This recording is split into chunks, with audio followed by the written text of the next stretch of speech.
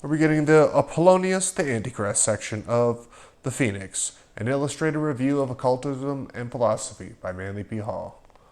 Old books on magic and the necromantic arts describe in detail the many miracles of Appellonius. On one occasion, he invoked the spirit of a small child recently dead, interpreting its words according to the rules governing oracles.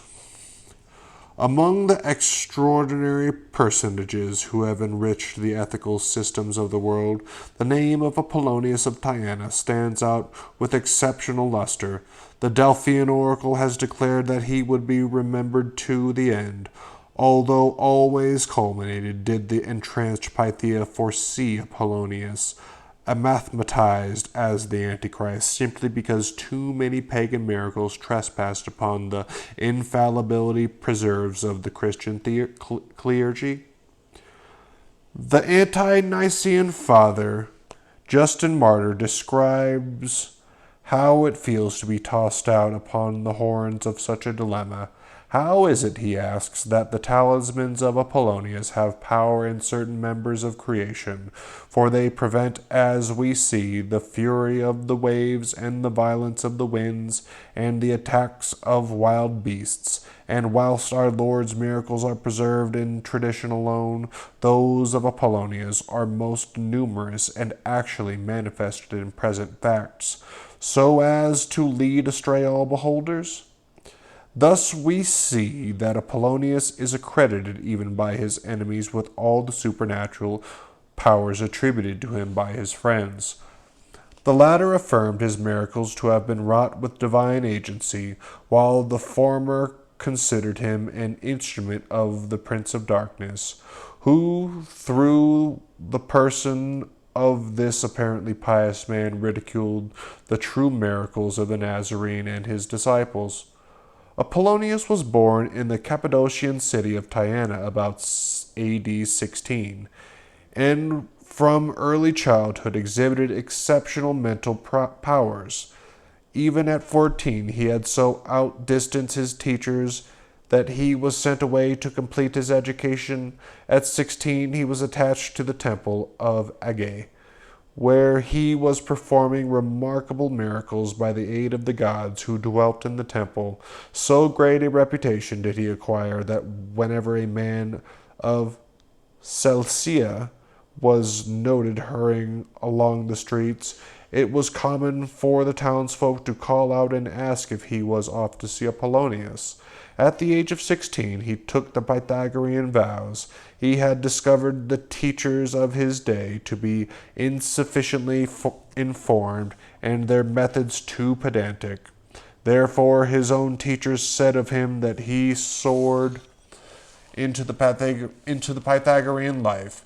In harmony with the old Pythagorean teachings, the young Tyanan assumed the 5-year silence, abstained from all animal food, rejected leather even for sandals, and declared that wine rendered turbid the ether of the soul. As he grew to manhood, Appellonius was of most impressive and commanding appearance. He was tall and of magnificent proportions, with features as perfectly chiseled as those of a Greek god.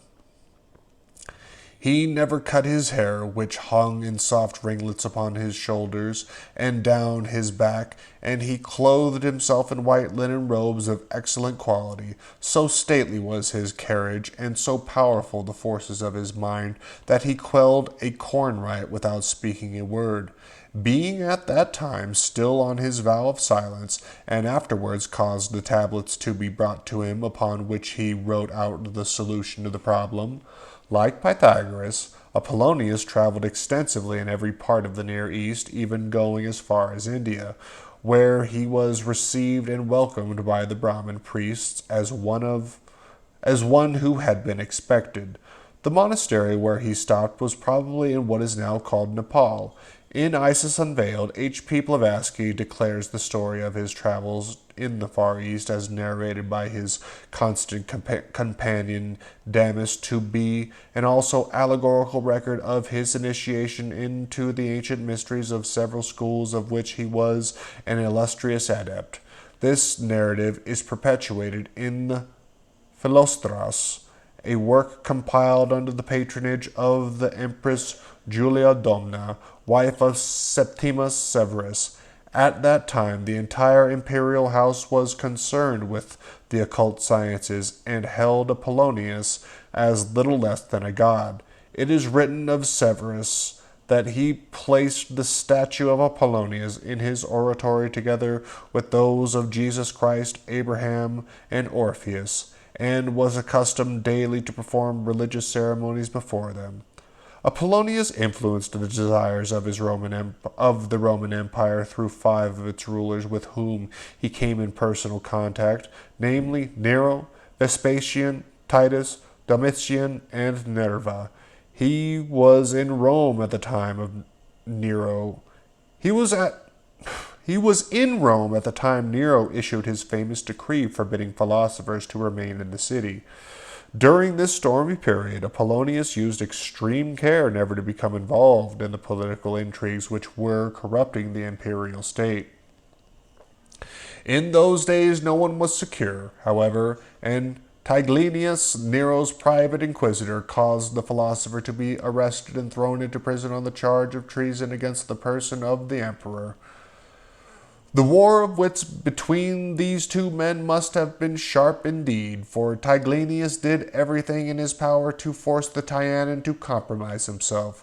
Like Jesus, Apollonius was faced with dangerous questions, and, like the Nazarene, he answered them too well for the Roman state. Tigellinus, finally hoping to force the Pythagorean into some damaging admission, asked pointedly, "Apollonius, what do you think of Nero?" The crafty inquisitor waited for the answer. He knew Apollonius would not honestly speak well of the imperial debauchee, yet if he in any way belittled him, his life would be the forfeit. And the answer given by Apollonius was exemplary.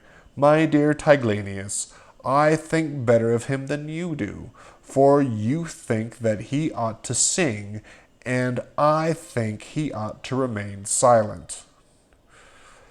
At last the charges against Apollonius were duly drawn up. He was brought before the judicial body, and his accusers came forward unrolling the scroll of his complaints, upon which the detailed account of all his presumed treasons had been carefully noted and dishonestly padded. But Apollonius outwitted them all, for when the scroll was opened and presented to the court, the words suddenly faded from view, leaving it blank, and the court dismissed the case for lack of charges. The philosopher, however, decided discretion to be the better part of valor, and departed from Rome immediately afterwards, resuming his travels among various centers of learning in Greece and Egypt. In Alexandria he met Vespasian, and discussed with him the responsibilities of state. Later the Emperor Titus sent him a message requesting the privilege of conferring with him at Tarsus.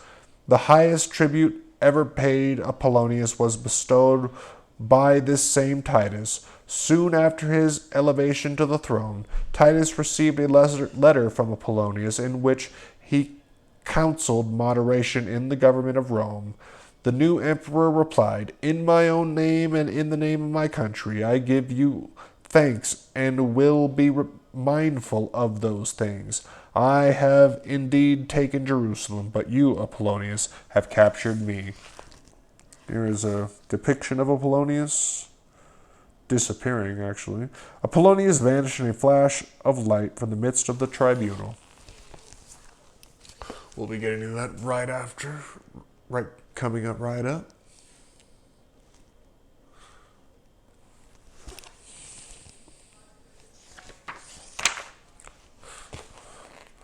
When nearly 80 years of age, Apollonius returned to Rome to confront the Emperor Domitian, whom he regarded as a tyrant and unfitted in every way for so high responsible a station. Almost immediately upon his arrival in Rome, Apollonius was thrown into prison again, this time accused of being an enchanter or sorcerer. While in prison, it is recorded that one of his jailers asked the philosopher, "How long would it be before he was liberated. It will be tomorrow, if I depend upon the judge, replied Appellonius, but this very instant, if I depend upon myself. With these words he drew his arms through his fetters without opening them, and smiling remarked, "You see what a great measure of liberty I enjoy." He then replaced the fetters and, seating himself, sank into a philosophic reverie, oblivious both of time and place. The following day he appeared before the tribunal. The emperor himself was present, gazing with mingled fear and awe upon the majestic person of the sage.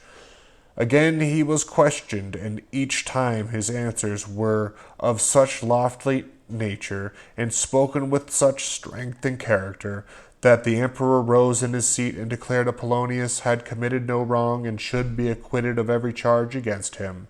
Among the questions asked by the tribunal were the following: Appellonius, why do men call you a god? Because, answered the philosopher, every man who is good is entitled to that appellation. Then another question: Appellonius, how did you foretell the plague at Ephesus? By living on a lighter diet than most other men, replied the sage. Domitian ordered Appellonius to be detained in Rome, that he might discuss with him some of the weightier problems of imperial life. Appellonius expressed his regrets at not being able to remain. Facing the emperor, he drew his cloak around him, saying, "You can detain my body, but not my soul, and, I will add, not even my body." Having uttered these words, Appellonius vanished in a flash of light from the midst of the tribunal, which miracle he performed in the presence of several thousand witnesses. An hour later he met some of his friends in the cave of Puteoli near Vesuvius, at that time a full 3 days' journey from Rome. Commenting upon the acrobatic feats, like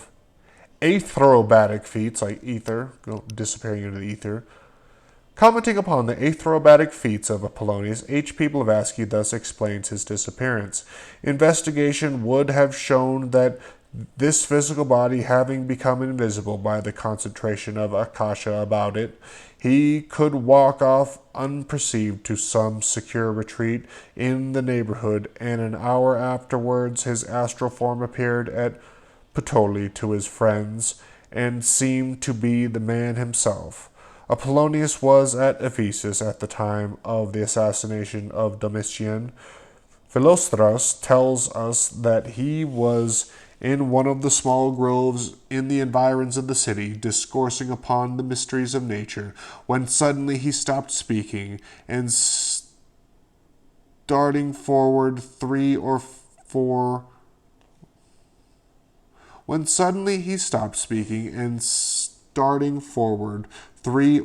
paces, cried out in a loud voice, "Strike the tyrant! Strike!" It was later ascertained that Domitian fell at the very instant that Appellonius, beholding the act at Ephesus, narrated it to his disciples.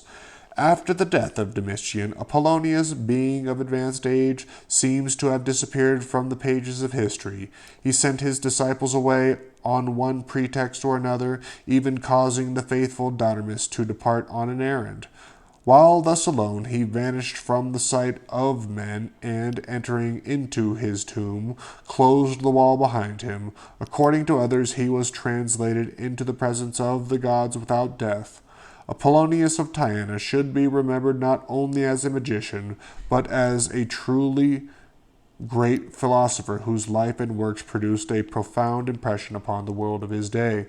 While in Asia, he was evidently instructed in the secrets of the Oriental adepts. He possessed a great mantle made of the finest wool, and when he desired to project himself from one place to another, or release his astral body, he would either stand or seat himself so that both of his feet were in the middle of this mantle. He would then draw the wooden covering up over him, the ceremony being accompanied by strange invocations well known to Oriental students. When the mantle covered his head and face, the soul would depart out of him and travel in distant places at his bidding, so that he brought back words and descriptions as well as having appeared to people in distant parts.